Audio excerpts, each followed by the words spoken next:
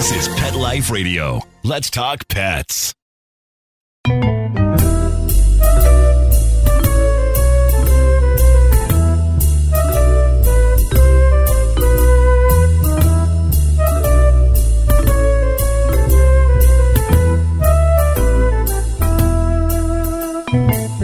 Hello, everyone. Welcome to Cattitude. I am the not-so-new show host of Cattitude, Michelle Fern, and I have a really cool guest coming up. But first, I just wanted to talk about this.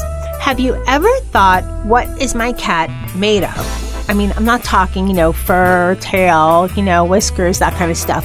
But the genetics behind what your kitty's made of, her genetics, his genetics, that's been done for a long time with dogs, but not so much with cats.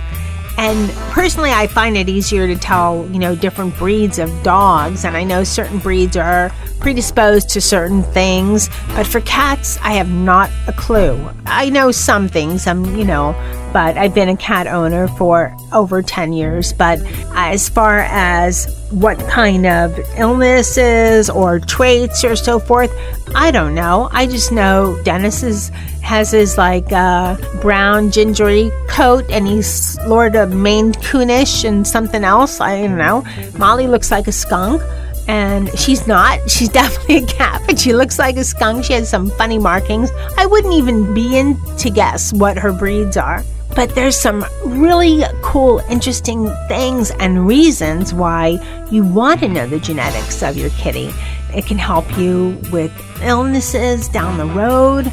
It can give you some peace of mind with knowing, okay, I know my cat is predisposed to this, and this, so I'm going to watch out, make sure her diet is okay, so the things that she's predisposed of doesn't become something. For example, some people are just high cholesterol runs in their family. So what do? They take something once most likely once they're an adult, they take, usually a medication because high cholesterol just runs in their family. It doesn't matter what they eat, they're just going to have high cholesterol. So it's kind of like that for kitties. Stay tuned. We have this amazing show coming up, and this is going to be so interesting. And as always, feel free to any questions, comments, Michelle at PetLifeRadio.com. We'll be right back with this really interesting show.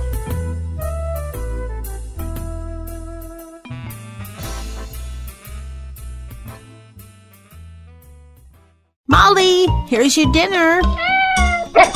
Zeus, that's not your food. Don't let that happen to your precious cat. Elevate your cat's eating experience with the Cat Tree Tray. The Cat Tree Tray keeps your cat's food off the floor and conveniently located on the cat tree. It's the perfect way to eat. It's a beautiful wrought iron tray that easily attaches to your cat tree and keeps dogs and other critters out of your cat's dish. A must for multi-pet households. There's a 6-inch tray for large bowls and a 4-inch tray for smaller bowls. Purchase your Cat Tree Tray today. Go right now to cattreetray.com. That's cattreetray.com. CATTREETRAY.com. Let's Talk Pets on PetLifeRadio.com.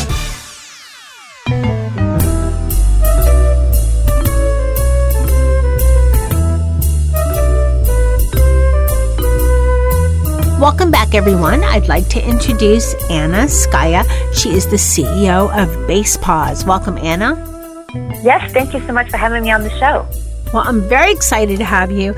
Now, I've talked about on my other show some DNA. Basepaws is basically, let's talk about this. I have never heard about this for cats, only for, our canine friends. So let's tell everybody, what is Basepaws?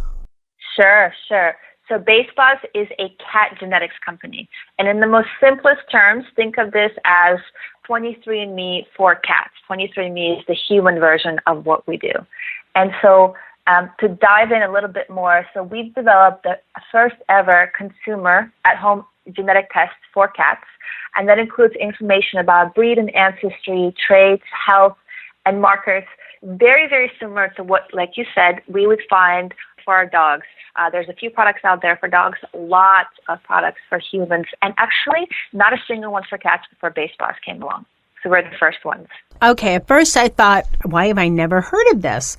But you're the first one, so that's why. Because I've had on my other show, Best Bets for Pets, I've had a while ago, I think it was, some DNA testing for dogs, but I've never heard about it for cats.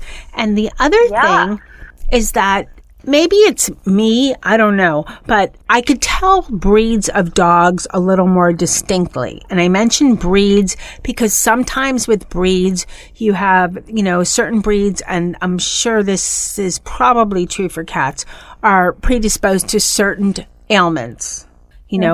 I've had cats now for 10 years, but I've had dogs for like 30 something. So maybe more. I won't say any more than that, but I've had them for a long time. So everyone that's listening, Cattitude, I embrace my kitties. I rescue kitties, but I do have a little bit more background on dogs. And I know that certain breeds, like, your German Shepherds have hip dysplasia. Now, cats, to me, and maybe because there's so many mixes that are in cats, seem to be harder to determine what their mix is. Like my whole team, they're all rescues.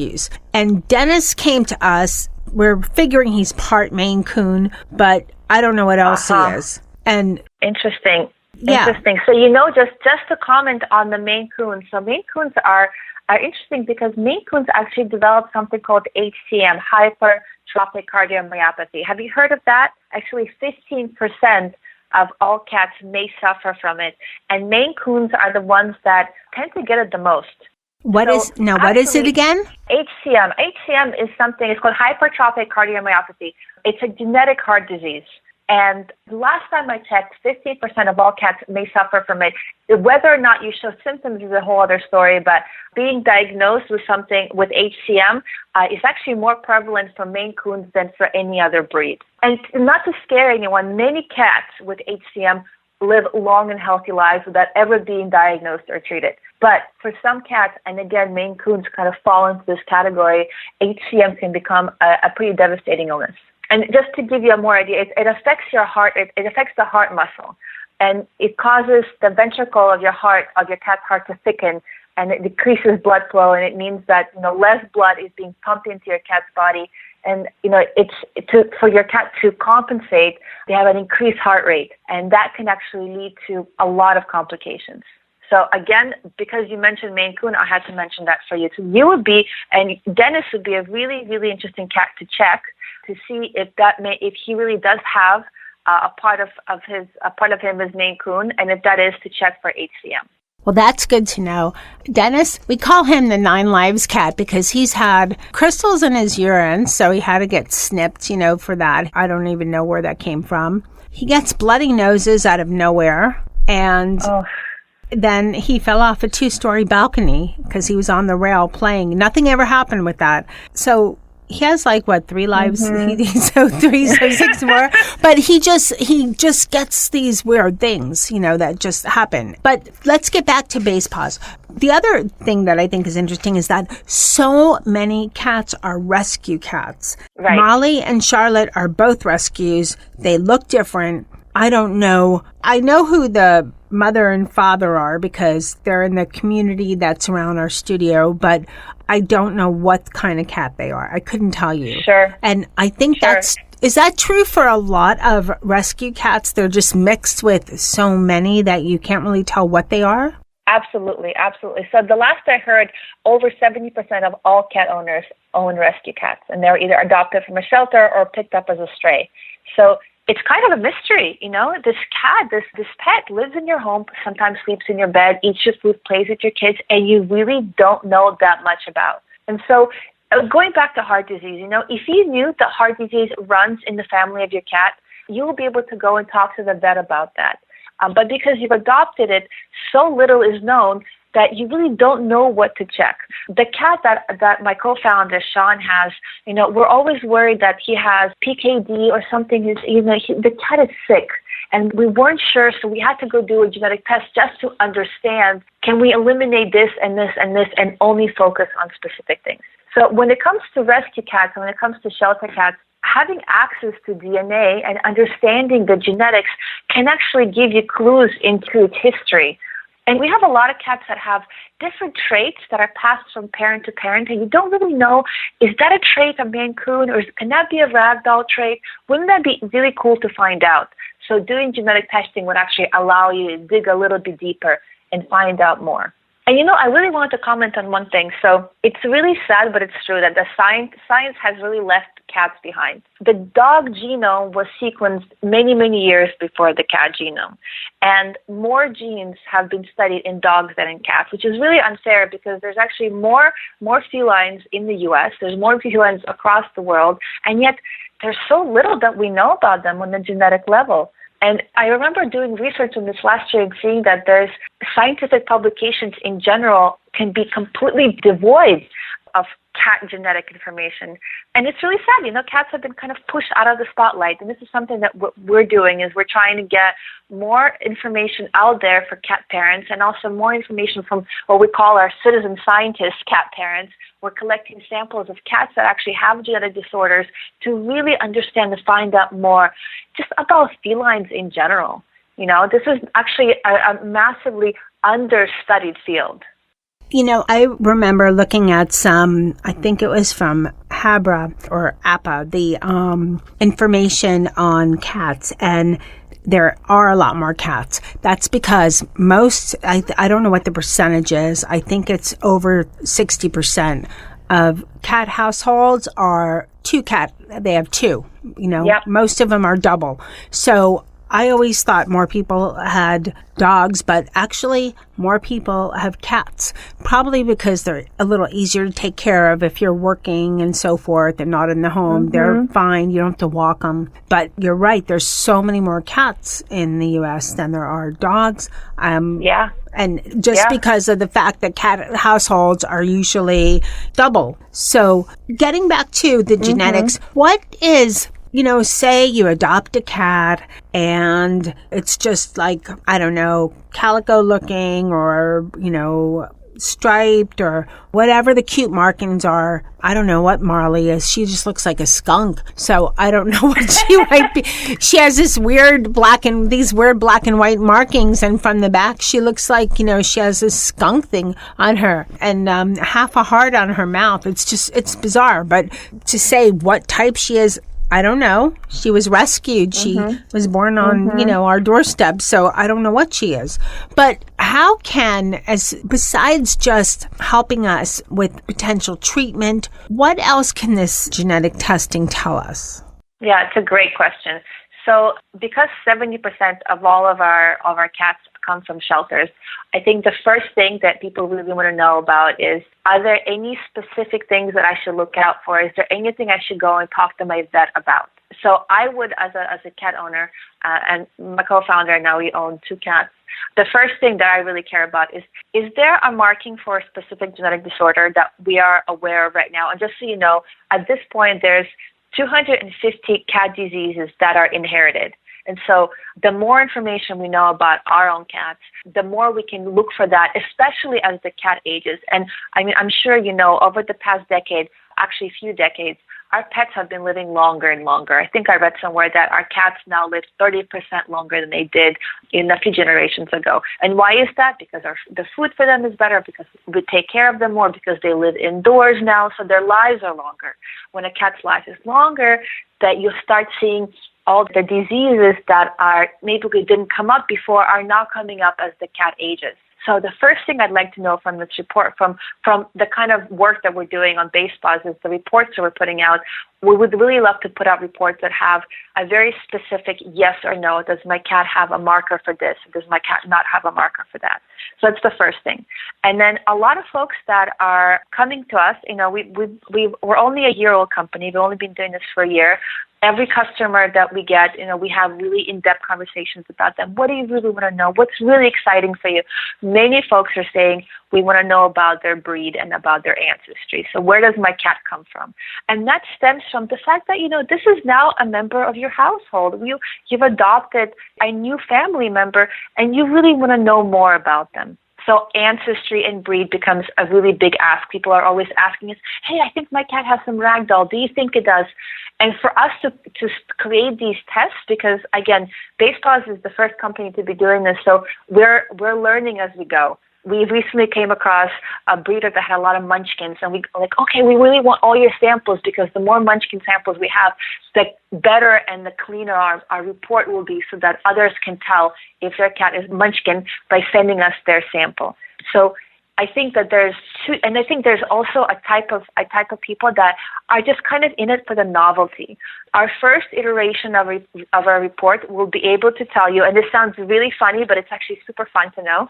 We have access to 18 different samples, genetic samples of wildlife cats. So pumas, lions, tigers, cheetahs, wildcats, and we can match your cat and its genetic information against all of these, and we can tell you, relative to other cats in our community, what are you more like? Do you have more cheetah, more tiger, or more lion?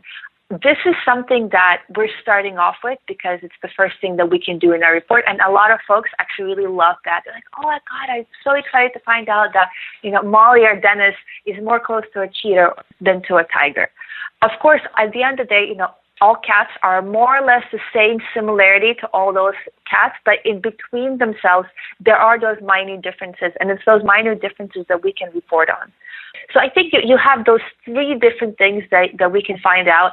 And, I mentioned citizen scientists. We had a promotion last month in July where we gave away a lot of our free kits to folks that had cats that had genetic disorders. And it was so interesting to see how many different genetic disorders there are, how many different cats there are. So our reports and the information that we're going to find out is going to grow and evolve. And I think if you and I have a chat in 6 months, there will be more information that I can tell you that you can get from these reports than you can right now. I just think all of it is really, really fascinating, because the idea that you could take a measurement from, I don't know whether it's a blood measure, however you measure, and determine if hair. Dennis, hair? We do hair. It's actually super fun. You take a little bit of their fur, you send that to us. You don't even have to put a swab in their mouth, and then we can do it from hair. Yeah. So take a little bit of Dennis's hair and find out he has some lion in him, although he's, lazy and sleeps all the time, but he's a little bit of a lion. That to me is just mind-blowing and just so interesting. The whole idea of genetics is mind-blowing. I mean, even a decade ago, for you to get your own DNA genotype or sequence, it would have cost tens of thousands of dollars. Now, for $99, you can go and find out where you come from, where your ancestors come from. To me, it's just magic. And the fact that now this is available to our pets, who, for many of us, our pets this is family, Sometimes I give my pets more than I give myself because I love them so much. And I want to know more about them. And so genetics in general is changing the way that we view ourselves and the way that we view our pets. Exactly. And then besides just the fun part of it, as you touched on before, Anna, is that you can find out about potential health issues. And if there's a proponent for heart disease or diabetes, you can make the adjustments before it becomes a larger problem that you have to go to insulin. For example, if that breed is, or your particular cat, because of the mix of breeds, is proposed to diabetes, because I know that's a big thing with a lot of cats. Yeah. So there's a lot of great information that can save you a lot of time, money, heartache, big on the heartache down the line. And your relationship with your vet becomes much stronger because you come prepared. You have this report and you can say, hey, listen, I think in 5 years we should be looking at these things. Or the vet would say, hey, this is something you should look at. Like, make sure you pay attention how your cat eats. We make sure you pay attention how it moves. There are some things like anxiety or depression that are also genetic. I mean, that would be really interesting. This is something that I'm really passionate about, is that can we find markers for mental health with our pets?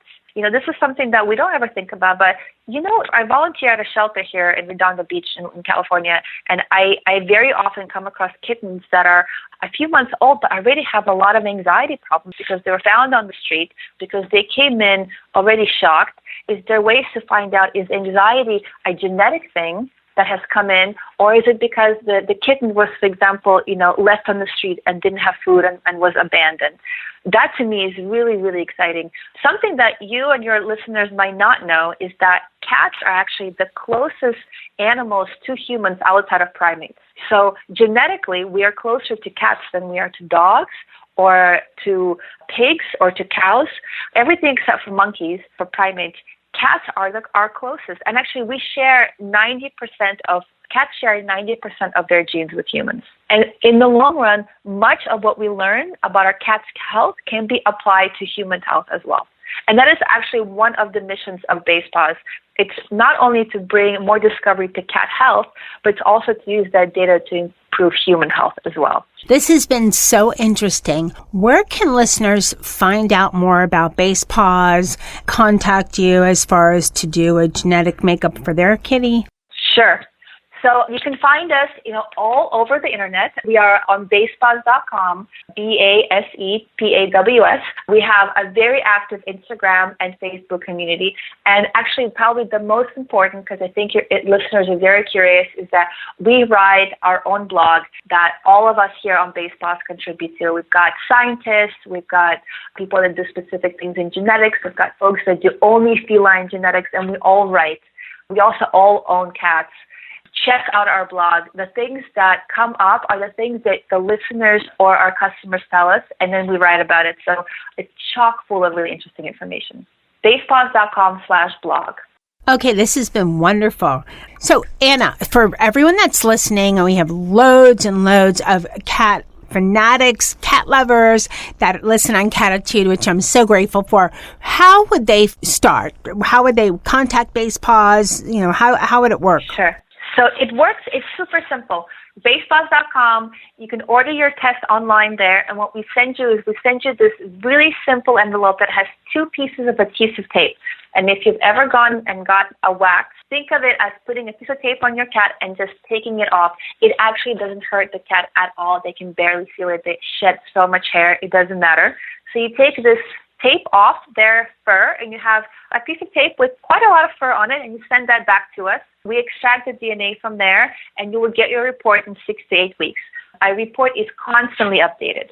So our scientists are in lab always looking for matches in DNA, trying to find, is there a new variant? Is there a new trait? Is there a new disease that's coming out right now that we didn't know about cats? As soon as we have that new information, ping, you get a notification saying, hey, we still have your sample on file, and it looks like your cat is or isn't this particular thing. So you become a part of our community, you become a part of our big mission really is to try to create as many of these scientific discoveries as possible so that we can actually figure out some of these inherent diseases in cats and ultimately solve for them. I think it's amazing and so exciting and so interesting.